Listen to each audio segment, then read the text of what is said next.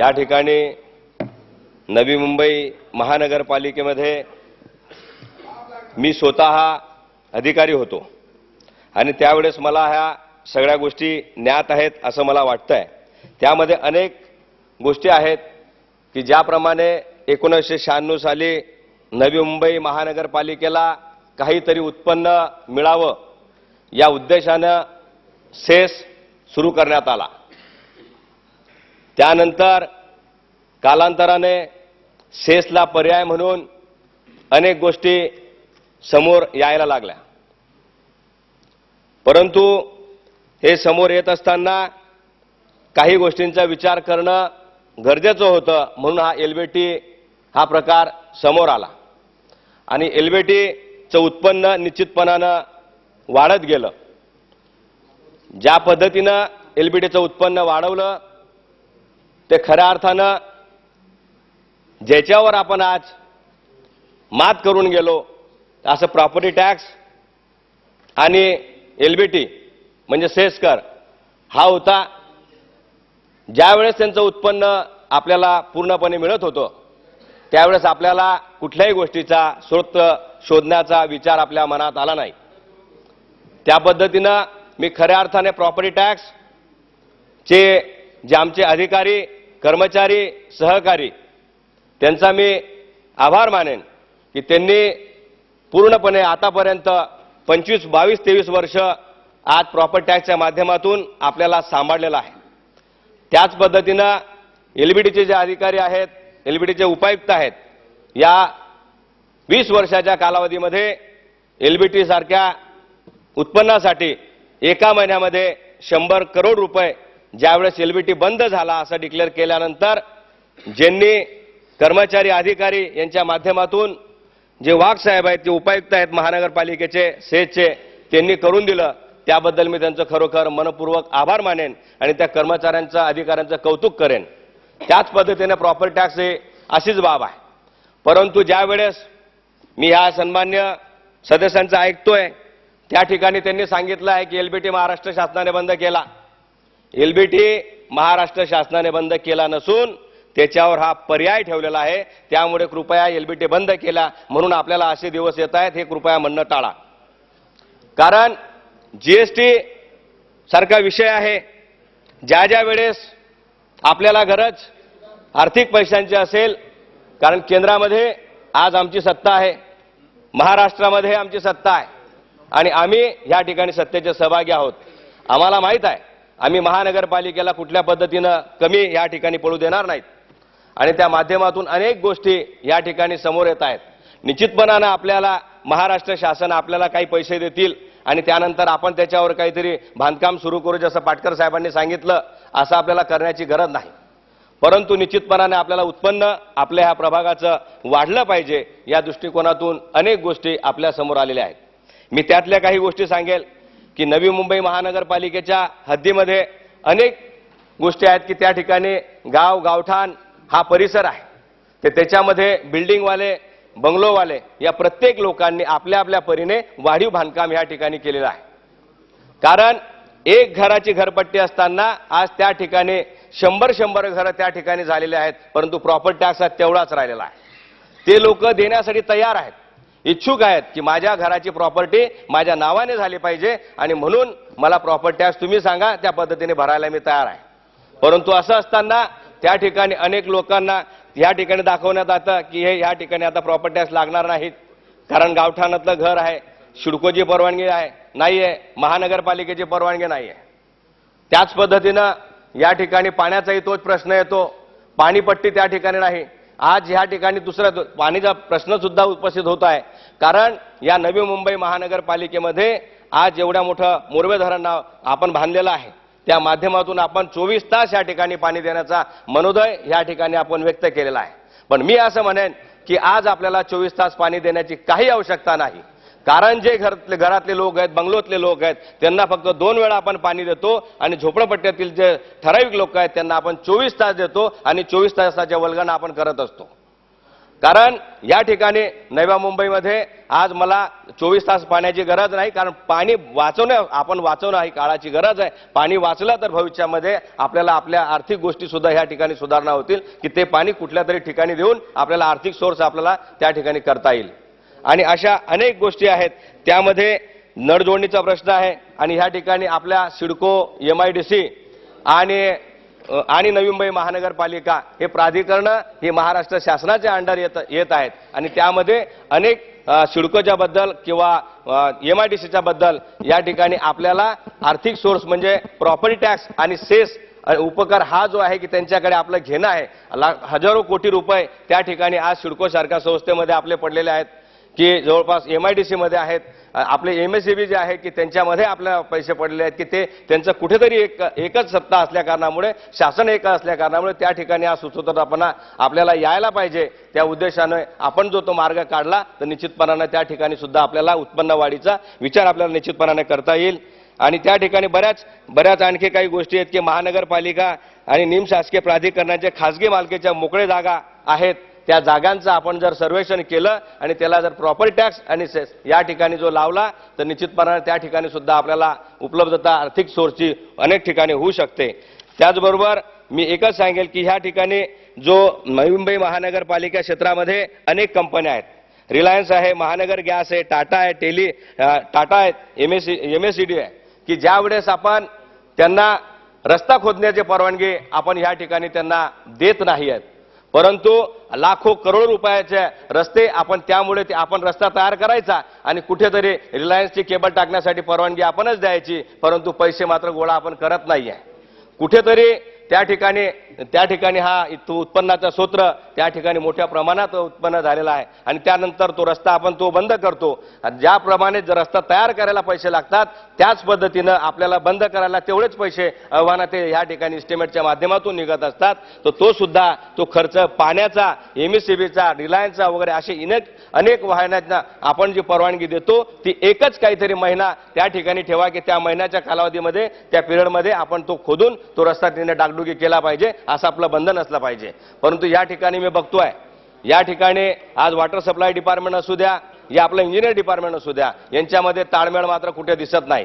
कारण मी स्वतः ward officer असताना मी या ठिकाणी सन्मान्य आयुक्त त्यावेळेस नाटा साहेब होते, त्यावेळेस मी त्यांना सांगितलं होतं की या ठिकाणी आपला रस्ता ह्या ठिकाणी तयार झाला आणि तयार झाल्यानंतर एकच महिन्यामध्ये त्या वॉटर सप्लायची लाईन मोठी टाकण्यासाठी त्या ठिकाणी प्रोव्हिजन झाली. तो बुजल्यानंतर आपण काहीतरी टाटाला, रिलायन्सला काहीतरी ते गॅसचं कनेक्शन दिलं, तर तेव्हा ते पुन्हा आणखी ते खोदला आणि पुन्हा आणखी तो खर्च या ठिकाणी झाला. तर अशा अनेक गोष्टी आहेत की त्यांच्यामध्ये हा महत्त्वाचा मुद्दा आहे की याच्यामुळे आपल्याला रिकव्हरी चांगल्या पद्धतीने या ठिकाणी होऊ शकतो. त्याचप्रमाणे अनेक पूर्ण नव्या मुंबई शहरामध्ये आज परिस्थिती अशी आहे की जो विषय या ठिकाणी आहे की जे अनेक भाडेकरू लोक त्या ठिकाणी राहतात आणि ज्यांनी हॉटेलसाठी व्यवसाय परवाना, आपण जो व्यवसाय परवाना या ठिकाणी चांगल्या पद्धतीने राबवला जात नाही आहे. कारण या ठिकाणी सरळ व्यवसाय परवान्यासाठी हजारो अर्ज आपल्याकडे आलेले आहेत की माझा हा अमुक क्रमांकाचा बिझनेस आहे आणि त्यासाठी मला व्यवसाय परवान्याची गरज आहे. परंतु त्या ठिकाणी त्याला सांगितलं जातं की या ठिकाणी तुझं अनधिकृत आहे, या ठिकाणी व्यवसाय परवाना तुला मिळणार नाही, कारण ही कमर्शियल जागा नाही, रेसिडेन्शियल जागा आहे. या अशा पद्धतीनं नव्या मुंबई महानगरपालिकेच्या पूर्ण हद्दीमध्ये हा मोठ्या प्रमाणामध्ये असं व्यवसाय करणारे लोक आहेत, परंतु त्यांच्याकडे व्यवसाय परवाना नाहीये. ही मोठी शोकांतिका मला सांगावीशी वाटेल आणि त्यामुळे हा जो प्रभाग, या प्रभागाला मजबूती आपण देण्यासाठी निश्चितपणानं हा ठराव आणून या व्यवसाय परवाना जो व्यवसाय करत आहे त्याला व्यवसाय परवाना द्या, की जेणेकरून आपल्या त्या ठिकाणापासून रिकव्हरी त्या ठिकाणी होईल. आपलं गरजच आहे की नव्या मुंबई महानगरपालिकेची गरज आहे पाणी, नळ कनेक्शन या सगळ्या गोष्टी आपण देणं ही बंधनकारक आहे. आणि जर त्याने अनुधिकृत केलं असेल तर अनुधिकृत विभागाच्या माध्यमातून ज्यावेळेस डिस्कनेक्ट होईल त्यावेळेस आपण डिस्कनेक्ट करणं गरजेचं आहे. परंतु त्या माणसांना नळचे कनेक्शन किंवा व्यवसाय परवाना किंवा प्रॉपर्टी टॅक्स या माध्यमातून त्यांना जो राहील त्याला घर आणि जो देईल. आता अनेक लोक असे आहेत की ते आपल्याला देण्यासाठी उत्सुक आहेत, पैसे देण्यासाठी इच्छुक आहेत, परंतु आपला काहीतरी कुठेतरी विचार करणं ही काळाची गरज आहे. आणि त्यामुळे मी विनंती करेल सभागृहाला की आपण जेने मागितलं व्यवसाय परवाना त्याला कृपया व्यवसाय परवाना द्या, जेने पाण्याचं कनेक्शन मागितलं त्याला पाण्याचं कनेक्शन द्या, जेणेकरून कारण पाणी ही फार गरजेचे आहे. पाणी आणि प्रॉपर टॅक्स. आपल्याला घर आपलं असलं तर प्रत्येक माणसाला वाटतं की पाण्याचा जो टॅक्स आहे तो आपल्या नावावर असला पाहिजे आणि तो आपण नाही दिलं. मी असं बघितलेलं आहे की हजारो प्रकरणं आपले विभाग अधिकाऱ्यांच्या माध्यमातून पडलेले असतात. त्यांना आपण कायदा लावतो की 95च्या अगोदरचा काहीतरी पुरावा द्या, 2000चा काहीतरी पुरावा द्या, 2005चा पुरावा द्या, असे अनेक पुरावे त्या ठिकाणी मागितले जातात. तो मनुष्य घाबरून बघतो आपल्याला पाणी हे तात्काळ गरजेचं आहे आणि त्याच्यामुळे तो अनधिकृतपणे नळ जोडतो. नळ जोडत असताना तो हे बघत नाही की आपल्याला पावणाचा नळ पाहिजे का अर्धाचा पाहिजे का 5चा पाहिजे का 1चा पाहिजे. त्याला वाटतं की या ठिकाणी आपल्याला नळ जर मोठा दिला कारण ते अनुकूल असतं, ते कुठल्या तरी प्लंबरच्या माध्यमातून होत नाही, तो त्याचा वैयक्तिक प्लंबर त्या ठिकाणी येतो आणि तो सांगेल तो 2चं कनेक्शन द्या किंवा 1चं कनेक्शन द्या आणि ते कनेक्शन दिल्यामुळे त्या ठिकाणी लिकेजेस पूर्ण होतं आणि पाण्याचा उपयोग या ठिकाणी निश्चितपणाने वाढत असतो. म्हणून या ठिकाणी ठाण्याला निश्चितपणाने अशा ठिकाणी जे कालच शिंदे साहेबांनी सांगितलं होतं की पाणी गळतीवर या ठिकाणी ठाणे महानगरपालिकेने हा निर्णय घेतलेला आहे. तो निर्णय त्यांनी काय घेतला आहे तो महत्त्वाचा नाही, पण आपण स्वतः सन्मान्य आयुक्त महोदय आपल्याला निर्णय घेण्यामध्ये आपली चांगली क्षमता आहे आणि आपण ते दाखवून दिलेले आहे. त्यामुळे मी आपणास या ठिकाणी विनंती करेन की आपण स्वतः असा निर्णय घेऊन ज्याला प्रॉपर्टी टॅक्स ज्याने घर बांधलेला आहे ते रस्त्यावर घर बांधलेलं असू द्या त्याला प्रॉपर्टी टॅक्स द्या आणि ज्याने रस्त्यावर नळ घेतलेला असेल तरी त्यांना नळ द्या. कारण ज्या वेळेस ते अनुकृत असेल त्यावेळेस ते नळ आणि जे घराची पावती असेल ते निश्चितपणाने आपण त्या ठिकाणी कमी करू, परंतु त्याला वापरण्यासाठी निश्चितपणाने त्याला आपल्याला फायदा होईल अशा पद्धतीने त्याच्याकडून टॅक्स वसूल करणं ही काळाची गरज आहे. आणि या ठिकाणी आज नवी मुंबई महानगरपालिकेच्या या ठिकाणी जरी सेसचं उत्पन्न सेस नसून सेसचे जे काही प्रकरणं या ठिकाणी मी बघितले आहेत की जवळपास 1.5 लाख प्रकरणं असेसमेंट पेंडिंग आहे आणि ते पेंडिंग करत असताना अनेक कर्मचारी अनेक अधिकारी या मोठ्या संख्येने त्या ठिकाणी फार कमतरता त्या ठिकाणी आहे आणि म्हणून ती कमतरता भरून काढण्यासाठी काही स्टाफ त्या ठिकाणी आज मी बघतोय की या ठिकाणी आपण प्रायव्हेट एजन्सी करून जो स्टाफ घेतलेला आहे तो दिवस रात्र मरमर मरून आपल्यासाठी त्यांनी पैसे कमवून दिलेले आहेत. त्याच पद्धतीने टॅक्समध्ये तीच पोझिशन आहे आणि त्यांना आपण व्यवस्थितपणे संरक्षण जर दिलं तर सेस जे अनेक प्रकरणं आज जवळपास 1.5-2 लाख जे आज असेसमेंट बाकी आहेत ते असेसमेंट मला वाटतं की ह्या 3 ते 4 वर्ष अजून ह्या पद्धतीने चालणार आहेत आणि त्याच्यापासून अनेक उत्पन्न म्हणजे आज हजारो कोटी रुपये त्याच्यापासून आपल्याला निश्चितपणाने त्या ठिकाणी उपलब्ध होईल.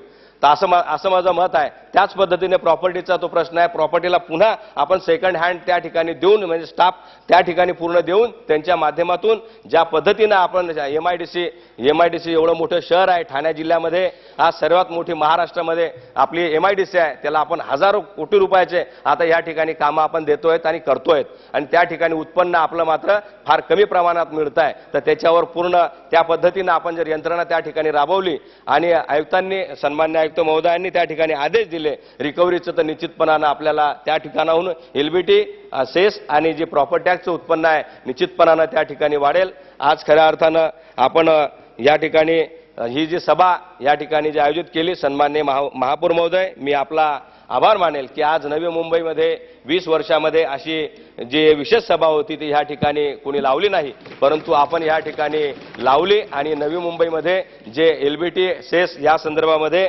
आपण जो खुली चर्चा या ठिकाणी करून दिली. आदरणीय आमचे किशोर पाटकर आमचे यांनी सुद्धा अतिशय चांगल्या पद्धतीनं या ठिकाणी या ठिकाणी प्रश्न उपस्थित केलेले आहेत आणि मला माहित आहे सन्माननीय आयुक्त हे डॅशिंग आहे, ते कोणाच्या ऐकत नाही आहेत, ते त्यांना जे त्यांच्या मनाला जे पटतं ते त्या पद्धतीने करतात आणि ते चुकीचं काम कधीही ह्या नवी मुंबई महानगरपालिकेमध्ये होऊ देणार नाहीत याची आम्हाला पूर्ण खात्री आहे. आणि नवी मुंबई महानगरपालिकेच्या कुठल्याही पद्धतीनं कुठला अन्याय या ठिकाणी आमच्या कुठल्या अधिकाऱ्यावर कर्मचाऱ्यावर किंवा कुणाच्या सदस्यावर या ठिकाणी निश्चितपणानं होणार नाही याची ते निश्चितपणानं दखल घेतील आणि पुन्हा नवी मुंबई महानगरपालिकेच्या एलबीटी डिपार्टमेंट आणि property tax department water department आणि जे काही रिकव्हरीचे डिपार्टमेंट आहेत त्यांचं खऱ्या अर्थानं मी या नवी मुंबई महानगरपालिकेचा नगरसेवक नात्यानं मी त्यांचा निश्चितपणानं अभिनंदन करेल की त्यांनी एवढी मोठी पोटतिडकीने ते काम करत असताना आपलं बांधिलकी या नात्याने आपण त्यांना कशा पद्धतीने मदत केली पाहिजे हे सुद्धा त्या ठिकाणी आपल्याला सांगता येईल. आणि त्यामुळेच आज मी या ठिकाणी आज नगरसेवक होऊन मला या ठिकाणी या विषयावर बोलण्याची सन्माननीय महापौर महोदय सन्माननीय उपमहापौर महोदय सन्माननीय आयुक्त महोदय आपण या ठिकाणी जी संधी मला उपलब्ध करून दिली त्याबद्दल मी तुमचं मनापासून आभार मानेल आणि नव्या मुंबई महानगरपालिकेच्या उत्पन्न वाढीसाठी निश्चितपणानं तन मनाने आम्ही सर्वजण शासनामध्ये असल्या कारणामुळे आम्ही निश्चितपणानं प्रयत्न करू आणि आम्ही संपूर्ण जण सन्मान्य आयुक्त महोदय आणि महापौर महोदय आम्ही तुमच्या पाठीशी आहोत की आपण धोरणात्मक निर्णय घेण्यासाठी कुठेही कमी पडणार नाहीत अशी मला पूर्ण खात्री आहे। आणि आपण मला या ठिकाणी सन्मान्य महापौर साहेब आपण मला जी बोलण्याची संधी मला दिली, मला वाटलं होतं की कदाचित मला मिळणार नाही पुन्हा संधी, परंतु आपण ती दिली त्याबद्दल मी तुमचं खरोखर मनपूर्वक आभार मानेन आणि माझे 2 शब्द संपवले। जय हिंद, जय महाराष्ट्र।